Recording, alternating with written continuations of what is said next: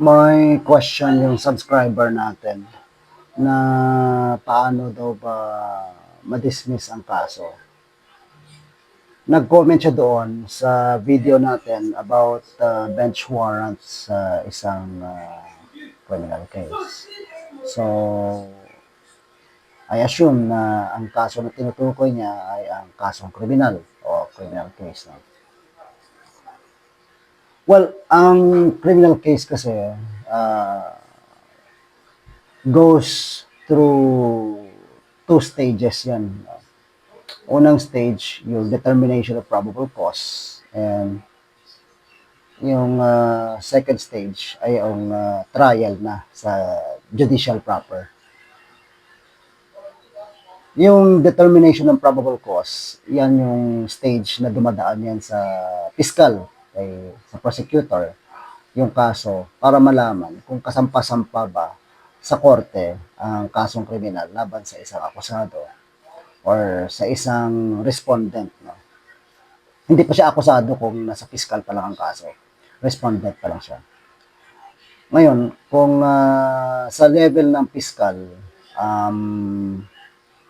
ang ginagawa nila dyan is inaalam kung meron bang prima facie evidence or sapat na ebidensya with reasonable certainty of conviction.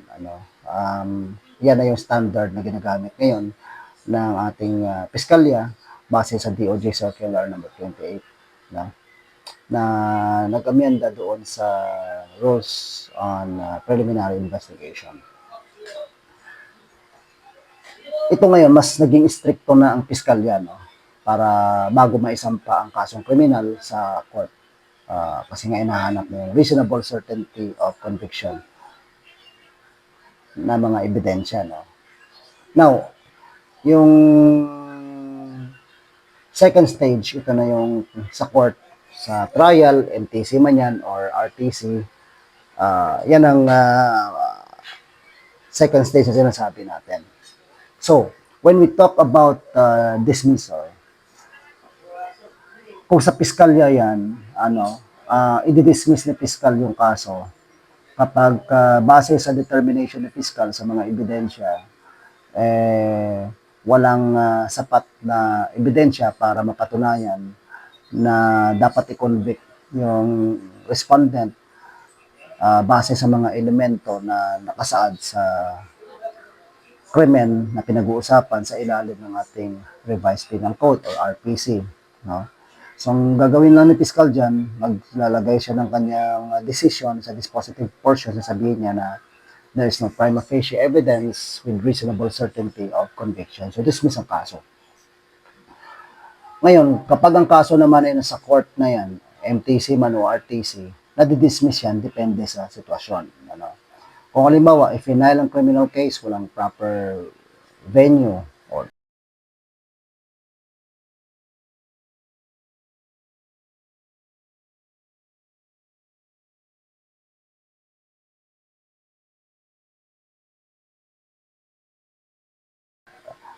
ang krimen nangyari daw sa Cavite, pero i-final ito sa Roa City, Capiz, Region 6. So, walang jurisdiction kasi ang ating criminal law ay territorial. Kung anong teritoryo yan, doon mo dapat i-file. No? So, madidismiss yan. Ganon din, kung halimbawa, ang information, final ng isang fiscal na wala namang authority. No? So, jurisdictional yung issue na yan. Ang kaso, kapag nasa MTC na sa RTC na sa court na, pwede rin ma-dismiss yan kung mayroong violation of Speedy Trial Act. Yung Speedy Trial Act, ito yung sobrang delayed na ang pag-prosecute sa isang kaso, na nababiolate na yung karapatan, constitutional right ng isang akusado. So, under the Speedy Trial Act, two ways na ma-dismiss yung isang kaso. One is provisional dismissal and two permanent dismissal. So, provisional dismissal, madidismiss lang yan for a certain period, pero pwedeng i-revive yung kaso. Pwede siya mabuhay ulit, under certain situation. Ngayon, ang provisional dismissal can be either 1 year or 2 years. 1 year kung ang kaso, ang imprisonment or may penalty na ang imprisonment ay 6 years to less than 6 years. So 1 year ang provisional dismissal niyan. Ibig sabihin, provisionally dismiss siya for 1 year, titingnan kung magpaparevive yung kalaban mo. Kapag na-revive within 1 year, buhay ulit ang kaso. Kapag hindi na, lumipas na ang 1 year, magiging permanent na yung dismissal niyan. Ang provisional dismissal na 2 years, ito yung naman yung mga kasong kriminal na ang penalty ay mahigit 6 years of imprisonment. So hanggang mangyayari niyan, ang